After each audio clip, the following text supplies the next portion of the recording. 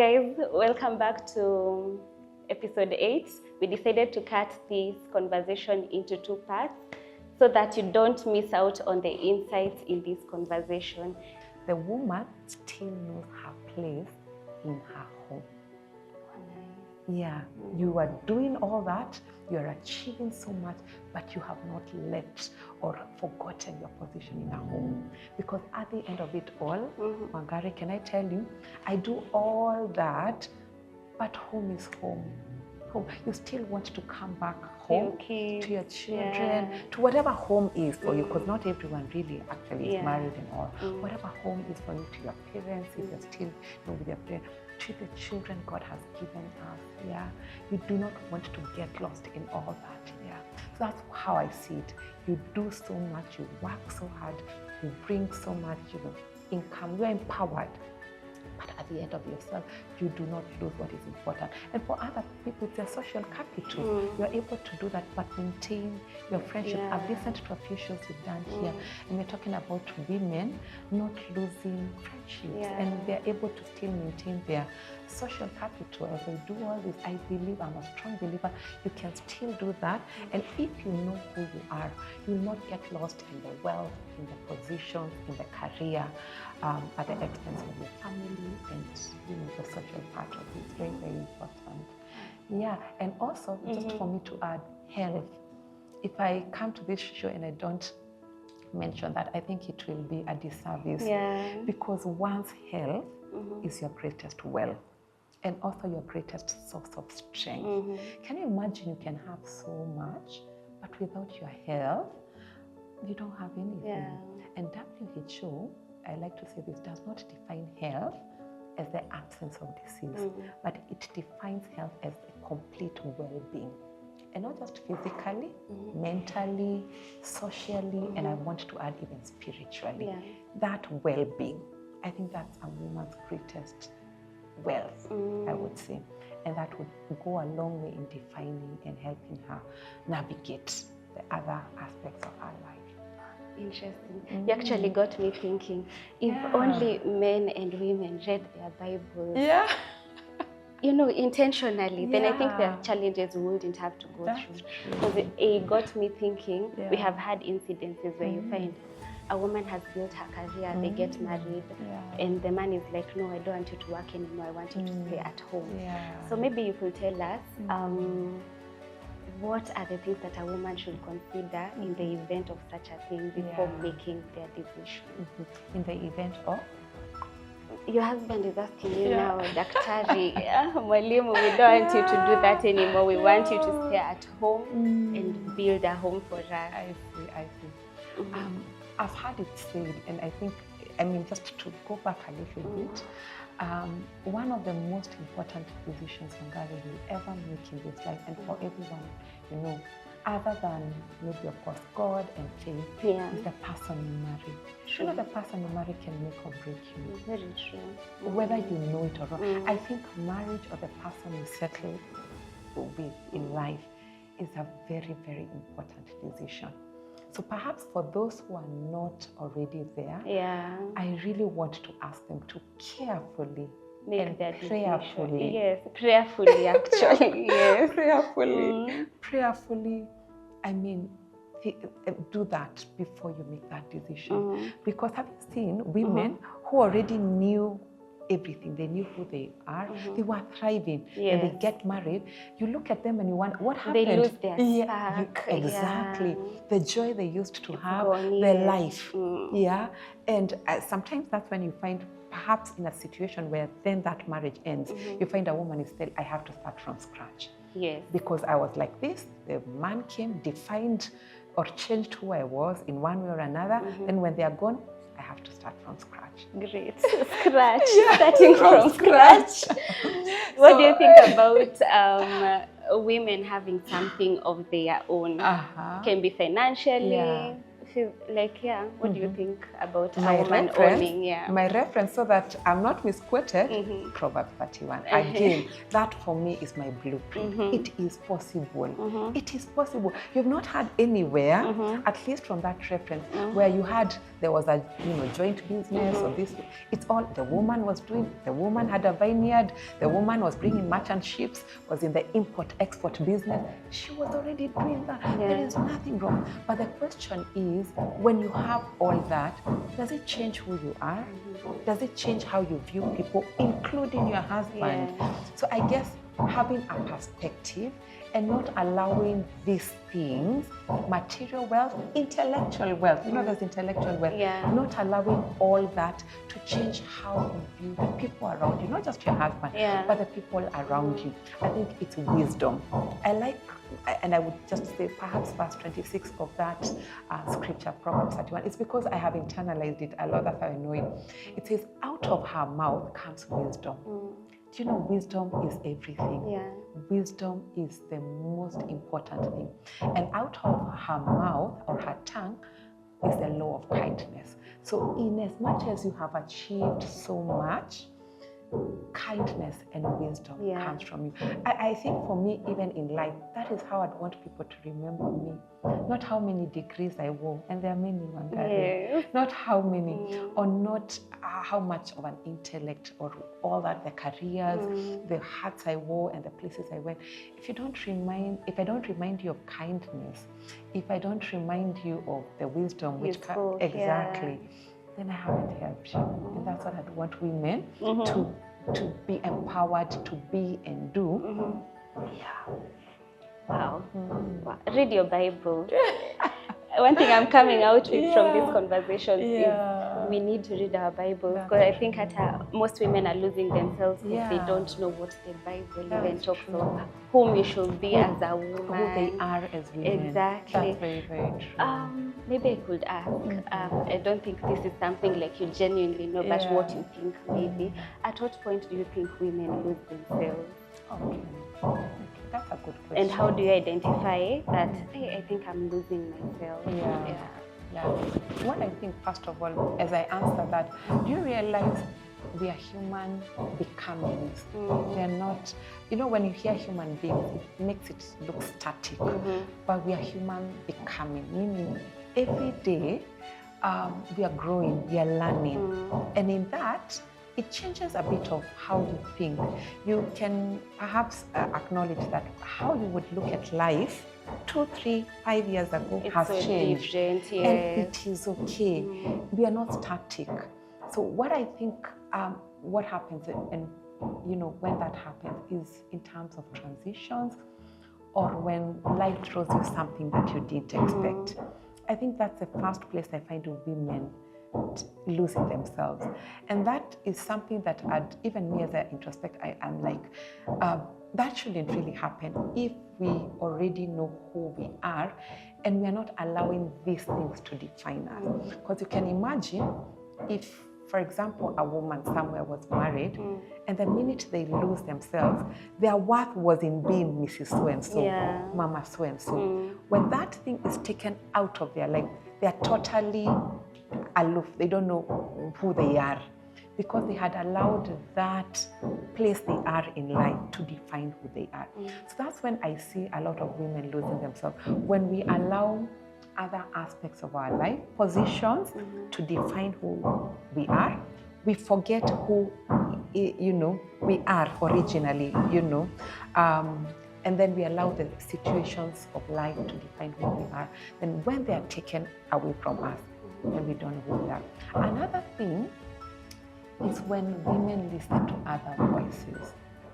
So as we have said, it's very important to build that social network. But again, the social network can really determine who you are or how you view yourself. So it's very important. They say, show me your friends, and I'll tell you who you are. Exactly. So sometimes when you sit in circles or places where people are putting you down, they are not helping you grow, helping you realize your full potential, then sometimes you lose your way and you start wondering, what they're saying about me is true. Yeah. And that's why I believe in mentorship. Every woman needs a mentor.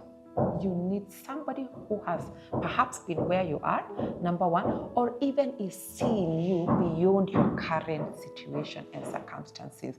People like that are very, very instrumental. And I would encourage every one of us. And actually, when it comes to mentorship, I believe it's in all areas. You can have a peer mentor, somebody you can sit with, and you can sort of brainstorm. You're almost at the same career, age, place in life, but somebody ahead of you, and also you need to be offering the same mentorship to somebody else. Yes, you need to. You know, most of the times we are like, we want to take, we forget to give. We forget to give. And I believe in life, women, we need to rise together. We need to extend the ladder. I was in a place, they said, send the lift downwards. Let it pick a woman where you have been and bring them up to where you are. And sometimes as women, we also forget, or we look at ourselves, we're like, what do I have to offer? Have I learned that lesson good enough to offer it? But I can tell you, the fact that you're where you are right now, you definitely know something that a younger woman or a younger person doesn't. And it is in giving that we also learn and continue to grow. I think, Ata, you have talked about marriage, you have talked about career. On the same note, maybe I realized most women will also lose themselves after motherhood. Maybe you could tell us how you have been able to navigate 4 kids later. You still look nice, you look younger. Thank you. I think for me, and even in the beginning of this conversation, I was telling you, I like to be known as Kathy. Kathy is Catherine. That is who I am. And it goes a long way to define me, not just as a name, but who I am as a person. I was Kathy before Lekishon, Leshan, Leanne, and Lasoi came into the picture. I was Kathy before my husband Lamu came into the picture. I was. And I guess it's also because my identity also is based on my faith on God. So what I have done, when these people come, they don't sort of change who I already know I am. But part of also what I do very intentionally, I have time with me. Wow. I love traveling, Wangari. I have noticed really you guys should go to her social media. I love traveling. And what I love most about traveling, can I just be very honest? I'm unreachable. Especially when I'm in the air, I don't even connect to anything. I don't, connect to, I just want to be unreachable for that particular time, just so that I can introspect. You cannot pour from an empty cup, Wangari. You can. I like to sort of build myself up as an individual, as a person. I love to read books. I love to read, of course, the Word of God. Faith builds me up. And now traveling. I like to see places, explore different cultures and things like that. And they help me unwind. As you know, I think with my career, medical doctor, medical educator, it's quite busy. I'm running every day. And when I go home, my children don't allow me to breathe. Of course. So anytime I'm out of that house and building myself up, it really helps me. And I'm always, of course, looking forward to coming back and pouring into them. Well, one thing I do intentionally is take time away. I think we need to do that. We need to be able to take time away, build ourselves up so that we can be able to pour into the other people in our lives, our children, our families, and the society at large. Because that's something I intentionally do. And even when I'm bringing them up, I've not lost who God called me to be or do in this life. So that's something I like to do. I have actually noticed you have really identified yourself from within. Very true. That is so nice. Yeah. What are some of the practical things that you would encourage a woman who is just trying to build up? They don't have maybe a degree, they don't have papers, just small things that they could start up with to just find themselves and empower themselves gradually.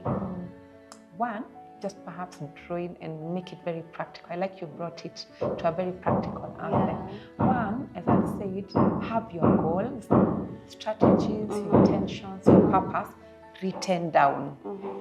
write down. I mean, even in my classroom, write it down. Your purpose. Yes, and what you want to be, or who you know you are. Let it be very, very clear. Let it be written out. So that anytime life throws you, you know, I mean, it takes you off course or things come, you can always go back there. And of course, it's very important to know those things as you write them. What are they based on? What are they grounded in? It's very important. For me, again, it's faith.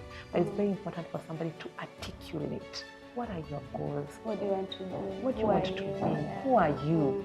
Yeah, are you whole? Are you complete? And what is that definition for you? You know, so that is very, very important. Just write it down. Be very intentional about writing it down. Once you set aside, like for example, a goal, then what will it take for you to achieve that? You know, so it's very important for you to be able to know what will it take for you to achieve that. Again, write it down. As I said, for me, to be where I am as a medical educator right now, I've had to do 2 masters. I did my first master's in family medicine. I did a second master's in medical education to be where I am. And it was very clear, non-negotiable, that that's what I need to do to be here. So whether I'll be a wife, I'll be a mother, the point is I need to do this. And for me, it's to achieve and be who God has called me to be. Write it down, the bigger goal, it's a bigger picture, but what's the process? What are the steps that are going to take you there? Number 3, mentorship, connection, social network, call it whatever it will be. You cannot really perhaps get to where you are very well without those support systems. They help you rise up when you fall. You know, you can rise. Yes, you can fail an exam. And it can make you wonder, can I really be the doctor? Can I really be the educator, the lecturer that I had seen myself 20 years from now? So you need those people who can see it even when you can encourage you, can lift you up. So have that very, very clear for you. It will help you. In terms of also, let me say, education and education system, please do your research. And especially now, do your research. And it's part of sort of setting the steps that you need to do to achieve or attain a certain goal. Do your research. If you want to do this and this and that, is Kenya the place perhaps to study? You may need to study elsewhere. Is Nairobi the place to be? Perhaps you need to go out of town. Do your research. And again, for me, when it comes to mentorship, as I said, it's bi-directional.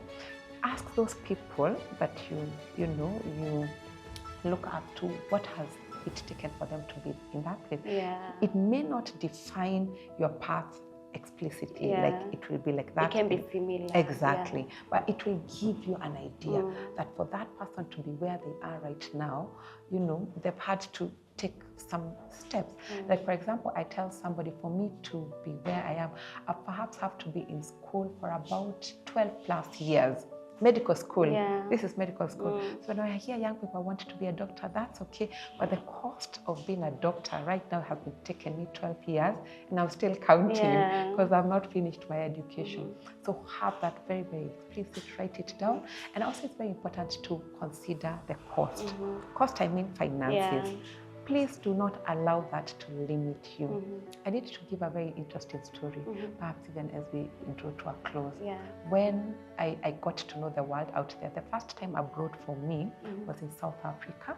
I was in 3rd year, 4th year of medical school actually. We were doing our electives. A lot of the people around me, when they were given an opportunity to choose their electives, they chose locally. I had never seen anyone go abroad for electives. But I had been exposed. I mean, some of my relatives and all that. So I dared to dream that I could go abroad for my electives, because actually that's one of the places I had the career or the specialization of chosen family medicine. I first had it there. That time, my mom was very categorical. I don't have money. Your dad has passed away the year before. I'm already paying so much money for your school fees. But I was like, I want to go to South Africa for my elective. And she was like, okay, that's fine, but that's your own personal ambition. Raise money. Wangari raised money. I went door to door. I raised money. That time I still remember, because it was a while ago, it must have been maybe 2 2009, thereabout. Flights to South Africa, Johannesburg, where I was going, were 50,000. My mom was like, I don't have that money.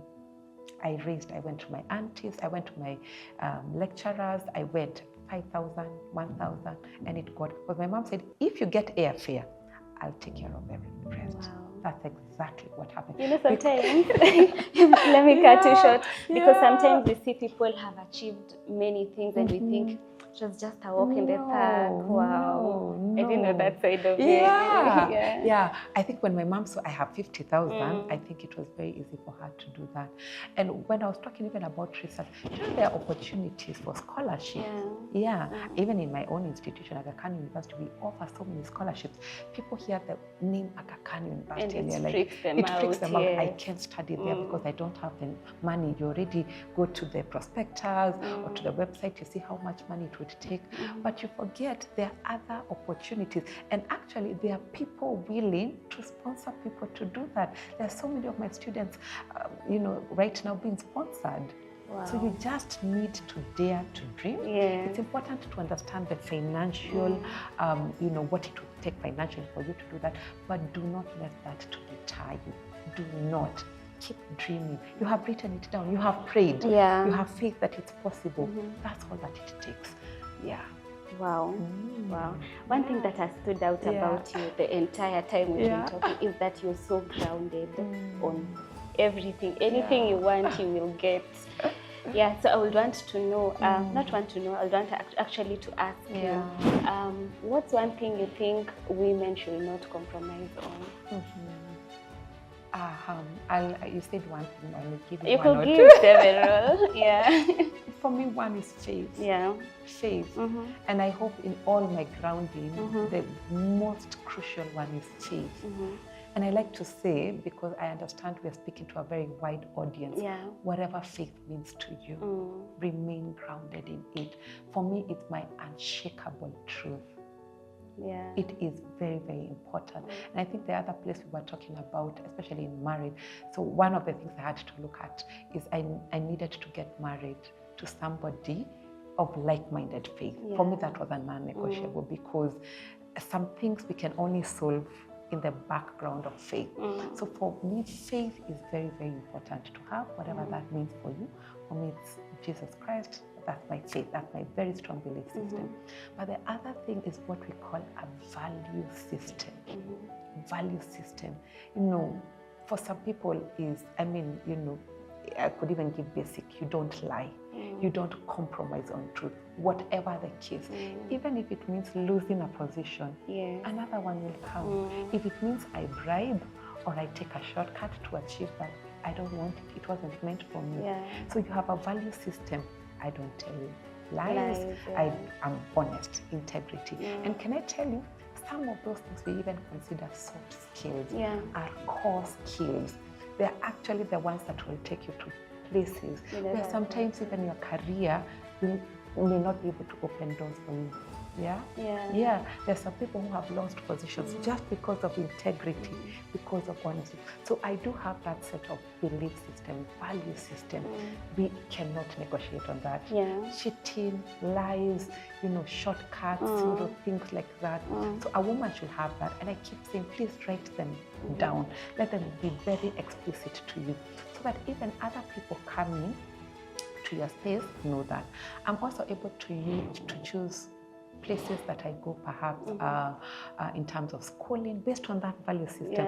I'll be able to see, does that school or do the value systems of that institution reflect my own? It will be very easy for you to make a choice whether I'm going to study there, work there, based on your already preset value system. So those for me, value system, faith, are non-negotiable in my life. Wow. I think we have learned so much from you. So maybe as we wrap it up, the first thing I think you talked about is identifying yourself as a woman. What would you tell a young girl or just a young woman somewhere who is unsure about whom they are, what they should do? So for a young woman out there who's trying to define or, they're wondering who exactly am I think it's very important to know what's the basis of your identity. how do you define yourself, or what's the basis of that? And it's important for you to ground yourself in things that are immovable. So what exactly or who exactly defines who you are? And as I think I've clearly said severally in this show, is I think faith for me is something that grounds me. So I'm able to define or know who I am, and you should too as a woman, based on what for me the Word of God says I am, so that nothing else in my life will come in between that belief system. So it's very important for you to know what is it or who is it that defines who you are. If that is on temporary things, like as we said, money, careers, family, children, husband, and all of those things are things that can come and go. So I would say, be grounded, know who you are, sit down with yourself and say, what defines who I am as a woman? What makes me complete and whole? Is it this title, which is fleeting, could come and go? Or is it what I do, which again could come and go? I think for me, as I've said, it's being who I am, who am I as a woman, and what defines who I am as a woman. So it's important for us to know that and know that very well, be complete in ourselves, know that already we are whole as we are, and not allow anything external to influence that thought system or change that, because it's only when we know who we are as women are we going to come out as empowered in the places that we are in or the spaces we have been put, and not only be empowered ourselves, but be able to empower others. Oh, beautiful. And you know, we are doing a rebuilding series, and I think we have learned so much. But now I would also want you to talk to someone who is in their rebuilding journey. They have probably missed out on the many stages of life. Yeah, just talk to them. I like one thing that said, there's no timeline. You know, they're late bloomers and they still do very, very well. Very true. So I think first of all, shift your mind or change that thing that I am late or I am this and this because of that. I think we've kept on saying you should not allow those things to define who you are. You're first of all you're Wangari, I'm Kathy, before all these things came to you. So one, it's never too late to start, if that's the one thing you need to know. And sometimes a change in life is a redirection. Sometimes in the right direction. And I guess an empowered woman, what it helps with is you are rising up and you starting from, some people say scratch or from wherever you are. Being empowered isn't that journey, shortens the period of transitioning to the next thing that you need to be. So do not lose sight of who you are before that circumstance, before you owned that business which perhaps collapsed. You were you. Before perhaps you got that child who is not there right now, you were you. Before that career, before marriage, before that friendship, before that you were yourself. So I think it's very important for you to sort of just know that. And another thing that I wanted to say is begin, start. And the starting point will be outside your comfort zone. I think I had mentioned that. And it's okay. Stretch yourself. You may pay bills you've never had to. You may have to step out into that thing, cater for bills you never thought you could. And it's okay. And when you step out, you will see other opportunities that you never thought they were there. Perhaps you lost, maybe let me say, an education for one reason or another. Just start over again, sort of say this has changed. What you will change is not the goal, actually, it's the process. Actually, if you're traveling and you find there's traffic on this road, so you can reroute and travel another, but still get to your destination. I think that's the most, what's the bigger picture? What are you trying to achieve? Where are you trying to go? The route may be different, but ultimately, set your eyes towards the goal, and it is very, very important. But what I'm saying, rise up, start from somewhere. You cannot fall and stay where you are. No, and you cannot this wishy-washy. It's called that pity party, and call other women to cry with you. Sometimes when you're there, you never actually are able to lift your eyes up and see what it is that God has planned for you in the next phase of life. Always remember that it is that thing, whatever it is, that failed. Yeah. Not you. Yeah. Oh, beautiful. Yeah. It is that thing that failed. It is not you. Wow. Yeah. This has been an amazing, amazing conversation. And you mentioned about mentorship. Yeah. Maybe you could tag us your what's your social media handles? Yeah. There could be a young girl somewhere who needs to be guided to where you are. Yeah. They could reach you on your DM or something. Yeah. Yes, I'm happy to do that. On LinkedIn, I'm strong on LinkedIn. Oh, nice. I'm Catherine Gatho. It's a career building platform. And it's good to see what other people are doing from their career platform.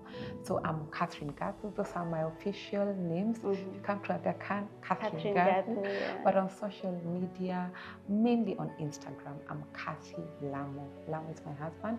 So Kathy Lamo. I'm happy to engage. As I said, I'm a strong believer in, now that I know what I know, I'm happy to share it. I'm happy to help somebody navigate life as I have already. Again, not to sort of simulate my story or do exactly what I have done, but to navigate their own path. So I'm happy to do that. So feel free to connect, DM. I like to say I'm very responsive. So yeah. Oh, nice.